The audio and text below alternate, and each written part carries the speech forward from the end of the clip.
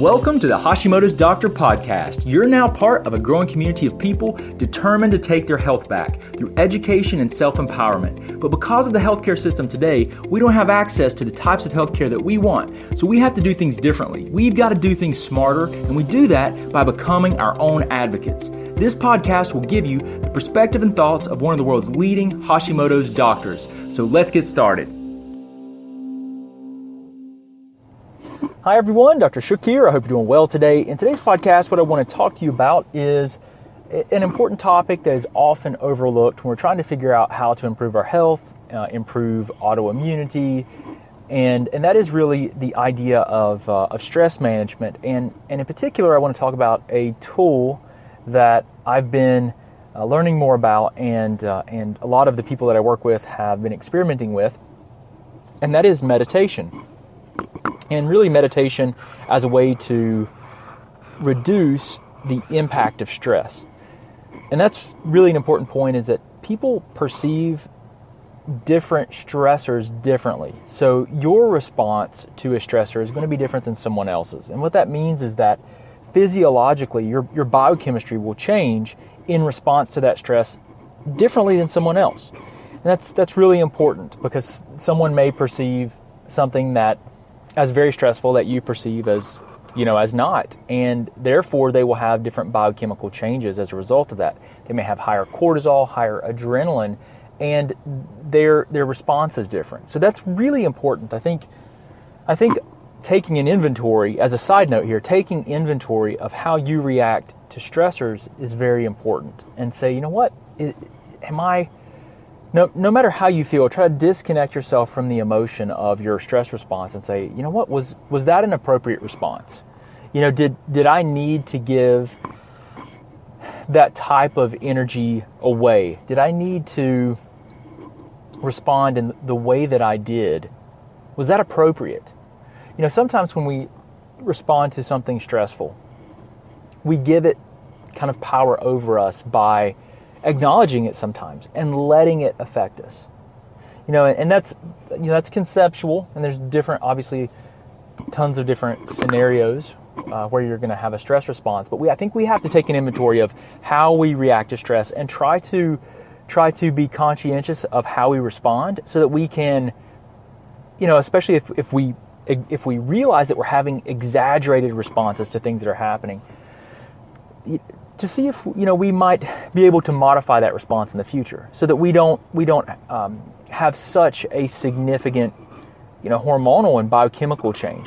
And so it's easier said than done, right? You're like, hey, my kids are running around like crazy, and there's tons of things I got to do, and I'm really stressed, I'm busy, and you feel extremely stressed.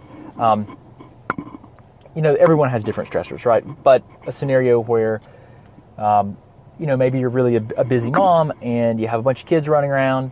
They're asking for food 24/7. You're trying to get things done, let's say, around your house.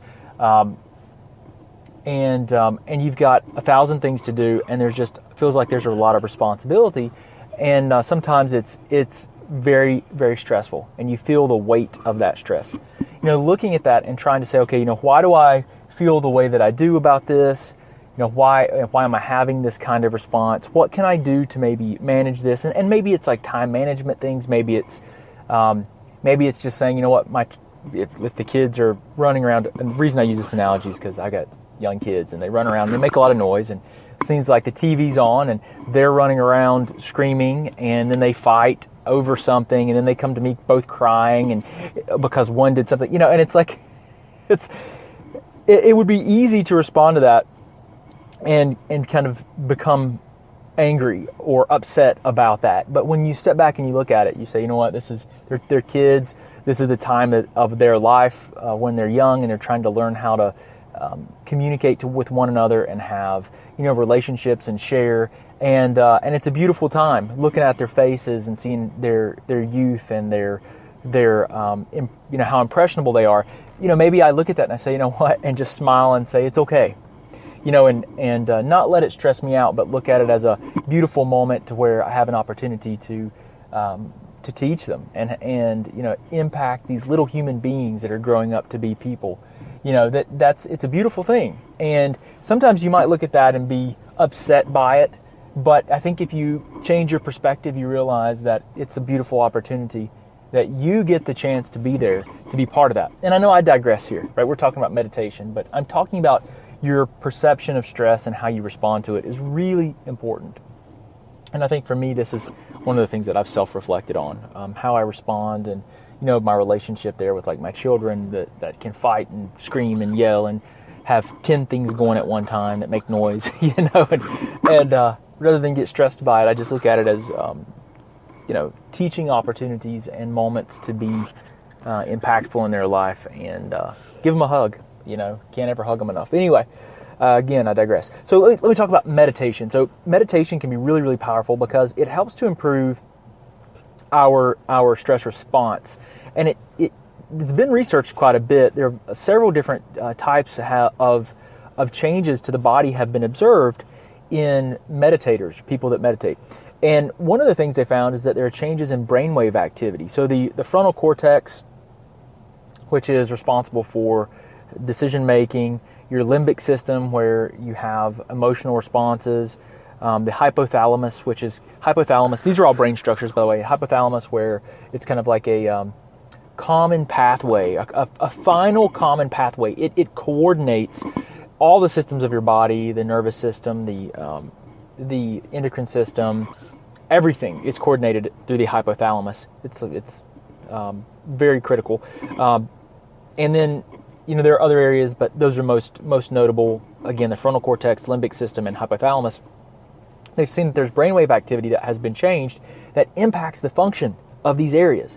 Now, there's other things we're going to talk about, but that in and of itself is incredibly impactful, and it is so huge. I mean, you could change your brain wave activity in areas of the brain that are some that are responsible for voluntary responses, others that are involuntary responses, emotional responses. It's huge. It's also been shown that meditation modifies and changes genetic expression in a lot of beneficial ways. So we know that it literally changes your genetic expression of a lot of genes. So that's really, really powerful. I mean, that's what epigenetics is. Epigenetics is changing things in the environment that will have an impact upon and change your genetic expression. So it's really, really cool. Also, increases in cortical thickness, so the thickness of the brain, the cortex of the brain, is impacted in several beneficial ways. So it's really pretty amazing and awesome. So that's another powerful benefit. It increases BDNF, which is brain-derived neurogrowth factor, which is great. That's like miracle growth for your neurons or your nerve cells, and it can be really, really helpful and powerful. And the other thing is that it functions as like an antioxidant. It has antioxidant capacity, so it's really powerful, really amazing stuff. And I encourage you guys to try it. And I think it can be a game changer. Even if it's something like prayer, it can be really, really helpful and beneficial. So anyway, I appreciate you guys hanging out with me today, and I can't wait to hang out with you again on the next podcast. Remember, it's my goal to change one person's life at a time. I know if I do that, I can have a positive impact on your family, your community, and we can change the world together. And if you guys have any questions, please don't hesitate to reach out to me or my team. We are here for you, and we'll do everything that we can to help you. But I wish you the very, very best, and look forward to talking to you soon. Thanks. Thanks so much for listening. We hope you enjoyed hanging out behind the scenes with Dr. Shook. You can also talk with and learn from Dr. Shook through Facebook Live on our Facebook page at the Office of Dr. Brad Shook. Don't forget, you can also get access to our videos, guidebooks, and thyroid programs at www.drbradshook.com. Oh yeah, and don't forget one more thing. We can change the world one person, one family, and one community at a time. Until next time, remember, today is your day, and no one will tell you who you are and what you can be.